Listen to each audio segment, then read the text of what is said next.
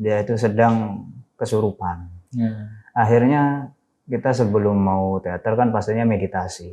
Meditasi itu untuk memfokuskan diri dan menyadarkan jiwa raganya agar menjadi peran seperti naskahnya. Oh iya, Saya enggak, ketika sudah mau berangkat, loh, dibilangin dengan sutradara, aku pakainya apa? Loh, kamu tuh bayi. Hah? Aku bayi.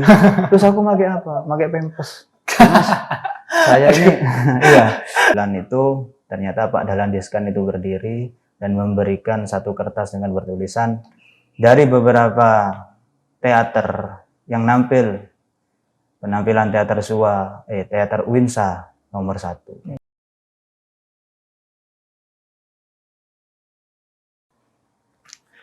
Assalamualaikum warahmatullahi taala wabarakatuh. Berjumpa lagi dengan saya Muhammad Kanzani Am di podcast Suara Tebu Ireng, radionya Santri.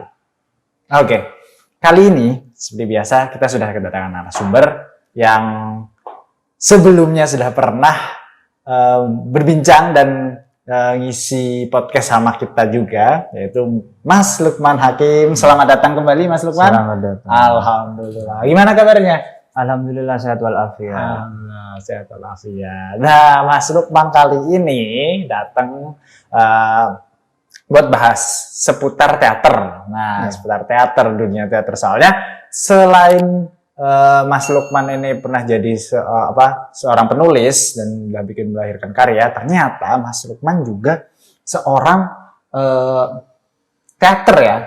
Kalau istilahnya apa kalau di dunia teater itu? Ya, pengikut teater. Pengikut teater dan pernah berjibaku di situ dari awalnya gimana sampai sekarang itu. Nanti kita coba cari tahu dan barangkali ada hal-hal yang insya Allah bisa kita ambil pelajaran, ambil hikmahnya di situ.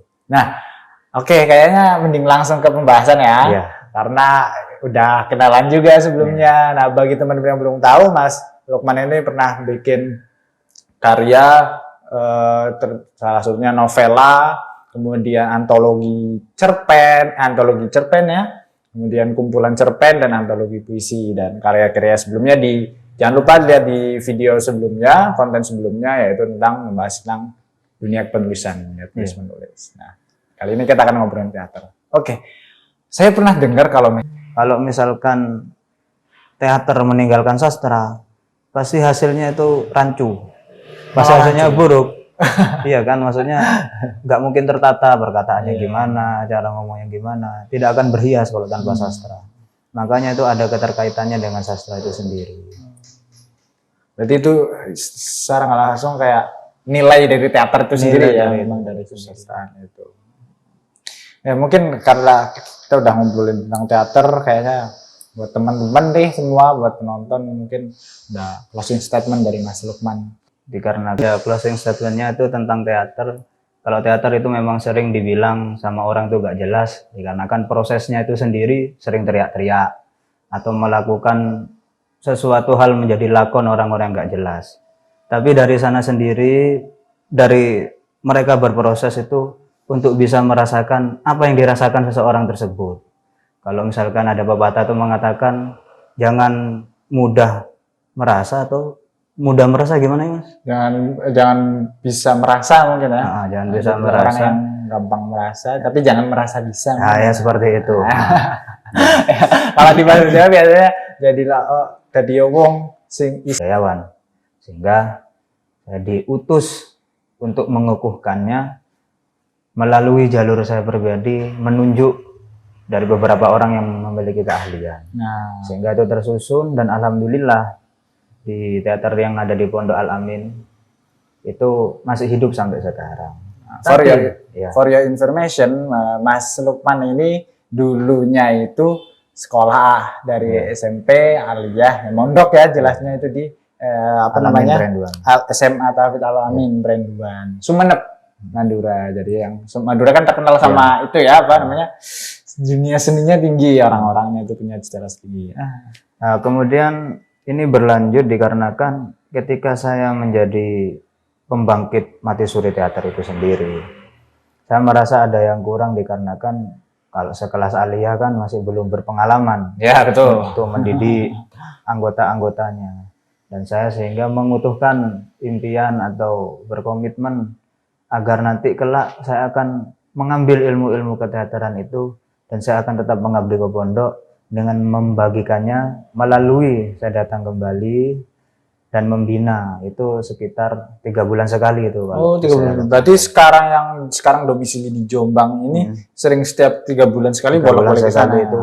kepingin saya upayakan terus di sana. Dedikasinya luar biasa sama dunia teater dan apa istilahnya kayak berawal dari di pondok dulu terus tapi masih ngerasa kayaknya masih kurang nih ilmunya buat dunia teater. Nah itu yang kita semua perlu ngerti ya diri kita sendiri ya. Jadi kita nggak boleh stuck di sini, nggak boleh berpuas diri, harus nyari lagi. Nah habis dari itu kan di pondok dulu ya, kan selanjutnya kan kuliah. Nah itu tetap ngelanjutin juga di teater. Dan akhirnya saya melanjutkan di sana.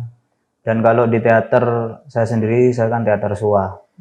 Teater SUA Surabaya itu berarti UINSA ya? Teaternya Fakultas Dakwah. Jadi kalau di UINSA itu semua fakultas ada teaternya. Oh gitu? Iya. Ada, berarti... Dan di sana itu dinaungin sama teater SB. Kalau SB itu sudah ibunya daripada fakultas. Oh, lingkupnya berarti udah UNIF ya? Jadi ini yang di fakultas itu. Nah, ketika itu memang saya ingin menggali lebih lanjut ilmu yang ada di teater sana. Di sana saya temukan bahwasanya di teater itu ada 2 jalur.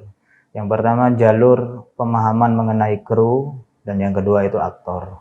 Nah, saya memilih aktor. Sekalipun di teater sendiri orang tua itu tidak menerima saya. Tapi namanya saya ini punya kesenian, saya dikasih jiwa seni sama Gusti Allah. Passionnya di seni ya. Iya. Kalau seumpama saya ini tidak melanjutkan kesenian, berarti saya nggak bersyukur. Nah, sebagai bentuk mengamalkan syukur itu ya. Syukur.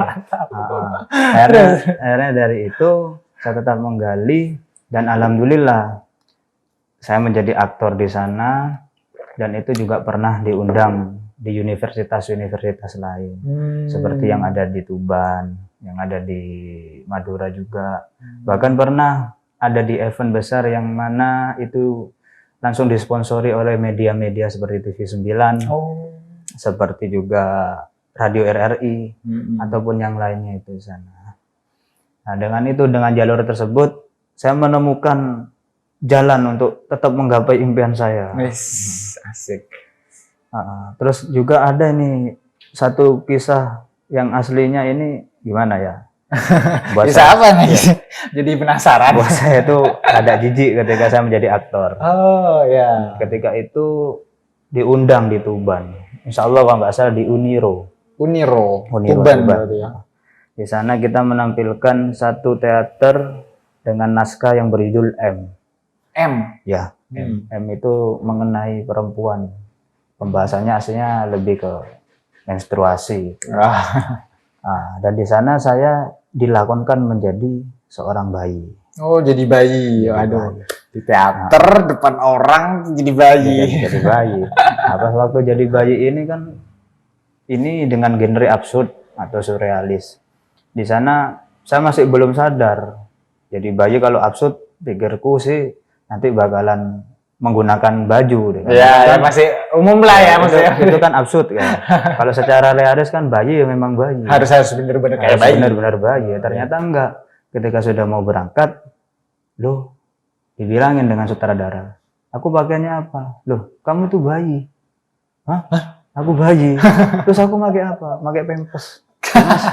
Saya ini, iya. Umur berapa berarti Mas itu? Nggak tahu ya umur berapa. Saya umur mahasiswa kan. Umur mahasiswa. Umur mahasiswa. Mas, aku ini buka pusarku itu malu karena badanku sebelumnya itu besar. Ya gimana lagi? Ini sudah mau berangkat. Dan kita berangkat dan di sana saya sendiri harus mengolah diri sendiri untuk tetap bisa nampil di sana, nampil dengan maksimal. Dan maksimal entah itu dari busana ataupun di teaternya itu sendiri.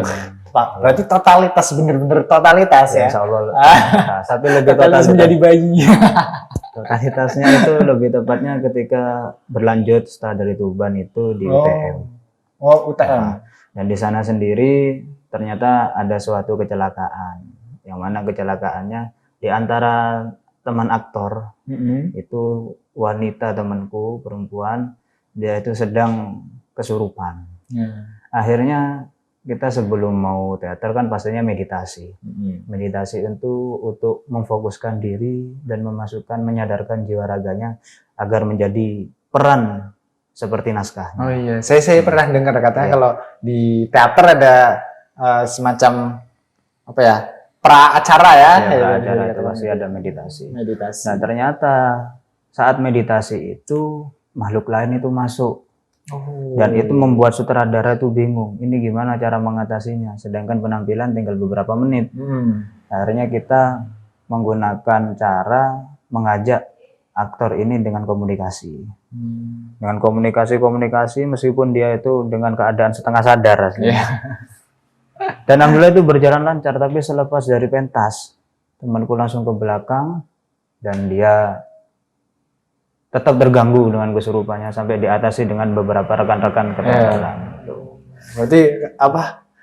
Si makhluk halusnya ikut teater ya? Iya, ikut teater juga. Oh, itu di Madura berarti Di Madura, di Trunojoyo. ya, Trunojoyo. Oh, berarti kayak pengalaman teater bersama makhluk lain dong. Secara langsung ya sih. Terus saya juga pernah dengar katanya selain dua apa cerita itu pernah juga tampil pentas yang diundang RRI itu sampai dapat standing, katakanlah standing applause ya dari Pak Dahlan Iskan gitu. Itu jadi ketika itu memang kampus Unusa itu NU, yang mana itu mengundang beberapa teater dari universitas. Nah kebetulan yang dipilih dari Universitas Uinsa itu teater Sua, yang mana di fakultas saya itu dipilih. Nah sebelumnya itu saya kira ketua kami itu mengatakan, kenapa kamu tahu nggak kenapa teater Sua ini yang dipilih? Ya dikarenakan teater Sua itu perkataannya bagus-bagus. Dari situ. Iya, saya pikir kalau sudah bagus berarti bukan saya yang buat. Ternyata ketika sudah berkumpul, mereka menunjuk saya untuk membuat puisi kolosal. Loh kok saya? Ya iyalah kok saya. Aku kan bingung, katanya puisinya teater Sua bagus-bagus, kata-katanya bagus-bagus, tapi kok yang dipilih saya? Apakah saya aja yang bagus? Cara nganggung itu kan. Nah, dan di sana saya sangat bersyukur ketika sudah berpenampilan itu, ternyata Pak Dahlan Iskan itu berdiri dan memberikan satu kertas dengan bertulisan dari beberapa teater yang nampil penampilan teater Sua, teater Uinsa nomor 1. Jadi itu menjadi apa ya, kebanggaan tersendiri. Suatu kebanggaan. Apalagi kan yang ngeracik teater itu kan berarti secara nggak langsung sampean kan? Iya. Secara nggak langsung. Nah, maksud tadi tadi itu kayak bagi seorang pengikut teater ya katakanlah gitu, benar-benar wah, alhamdulillah membuahkan hasil dari yang memang istilahnya plotis nggak sih? Iya. Tapi akhirnya ternyata kayak gitu. Nah, kan tadi dari cerita-cerita itu semua ya, tentang dunia teater dan gimana jadi aktor lah, terus ngatasin itu semua, terus kemudian sampai bisa katakanlah di dunia teater sampai mumpuni katakanlah gitu kan. Itu mungkin kan buat saya sendiri ataupun teman-teman penonton kayak ngerasa gimana sih dapetin rasa percaya diri itu, maksudnya ngatasin nerve ataupun hal-hal semacam itu yang nggak semua orang bisa gitu. Apakah langsung bisa memang sampai punya jiwa-jiwa itu? Jadi itu berproses. Ya memang kan harusnya berproses. Memang teater sendiri itu semuanya mengutamakan proses. Terutama ada minimal untuk sebelum penampilan itu mempunyai jangka 3 bulan biasanya. Di sana pasti harus ada persiapan 3 bulan. Dari sana sendiri berlatih dengan peran-peran yang dimaksud dalam naskah itu dan digali dari proses pertama sampai menjelang pentas di sana sendiri. Dan yang kedua, yang pertama itu kan akhirnya pengukuhan kepedeannya itu kan muncul dikarenakan dikit-dikit. sudah berproses. Hmm. Dan yang kedua untuk menghilangkan minder dikarenakan dilihatin oleh beberapa orang pengunjung undangan. Di sana juga ditambahin dengan dobrakan meditasi. Karena dengan meditasi itu sendiri kesadarannya itu akan utuh sesuai dengan apa yang diminta. Jadi sehingga mereka memang benar-benar siap dan tidak terganggu dengan apapun. Berarti salah satu manfaat meditasi itu Salah sendiri, satu itu ya. meditasi itu sendiri. Benar-benar selain biar fokus tapi juga meningkatkan rasa percaya diri gitu. Percaya diri juga. Dan kayak saya sendiri pernah ya, maksudnya pernah, cuma dan itu tuh rasanya nggak gampang gitu. Dan berarti memang orang-orang teater memang dikhususkan untuk sampai peracaranya aja ya, bisa dikatakan kayak gitu ya. Dan kalau dari Mas Lukman sendiri ya, kayak ngomongin dunia teater itu sampai sekarang masih aktif kalau misalkan tadi kan bilang di sekarang masih aktif. Meskipun saya sudah di Jombang ini tetap dikabarkan dengan mereka. Biasanya besok mereka akan melaksanakan acara latam. Latam itu latihan alam yang mana untuk merekrutmen anggota-anggota baru pun harus mengikuti latihan alam. Jadi ada di hutan, jadi hidup di hutan selama 5 hari. Ya. Dan di sana diisi beberapa materi yang ada di teater. Ya, dunia teater ya. Tapi kalau pendapat Mas Lukman sendiri ya melihat teater kan nggak, kalau menurut saya yang awam itu seolah-olah nggak bisa dipisahkan dari yang namanya puisi ataupun apa kan. Kadang kayak malah ruhnya juga di situ dan teater kayak seolah-olah cabang ataupun penjabarannya itu kayak gitu kan. Ya, nah, kalau menurut Mas Lukman gimana itu? Ya karena teater sendiri itu di dalamnya juga ada materi tentang kesusastraan. Nah, kesusastraan ini yang mana tidak boleh terpisahkan oleh penaskahan itu sendiri. Kalau misalkan teater meninggalkan sastra, pasti hasilnya itu rancu. Pasti hasilnya buruk. Iya kan, maksudnya nggak mungkin tertata, perkataannya gimana, cara ngomongnya gimana, tidak akan berhias kalau tanpa sastra. Makanya itu ada keterkaitannya dengan sastra itu sendiri. Berarti itu secara nggak langsung kayak nilai dari teater itu sendiri ya, memang dari kesusastraan itu. Ya mungkin karena kita udah ngobrolin tentang teater, kayaknya buat teman-teman nih semua, buat penonton mungkin udah closing statement dari Mas Lukman. Ya, closing statementnya itu tentang teater. Kalau teater itu memang sering dibilang sama orang tuh gak jelas, dikarenakan prosesnya itu sendiri sering teriak-teriak atau melakukan sesuatu hal menjadi lakon orang-orang gak jelas. Tapi dari sana sendiri, dari mereka berproses itu untuk bisa merasakan apa yang dirasakan seseorang tersebut. Kalau misalkan ada pepatah itu mengatakan jangan mudah merasa atau mudah merasa, gimana ya Mas? Jangan bisa merasa mungkin ya. Jangan bisa merasa. Orang yang gampang merasa, tapi jangan merasa bisa. Ya seperti itu. Kalau di bahasa Jawa biasanya jadilah dadi wong sing iso rumongso, ojo rumongso iso. Ojo rumongso. Gitu. Oke, terima kasih banyak Mas Lukman. Kita ngobrolin topik yang seru dan next time barangkali kita bisa ngundang lagi ya. Buat teman-teman semua juga terima kasih banyak. Buat teman-teman penonton terima kasih banyak udah stay terus di podcast Suara Tuwireng. Oh iya, jangan lupa subscribe, klik tombol lonceng dan sebagainya karena biar nggak ketinggalan dengan update dan juga segala hal yang bisa kita ajakin ngobrol di podcast Suara Tuwireng ini. Ya, kurang lebihnya dari saya, kurang lebih mohon maaf. Wallahul muwaffiq ila aqwamit thoriq. Wassalamualaikum warahmatullahi wabarakatuh.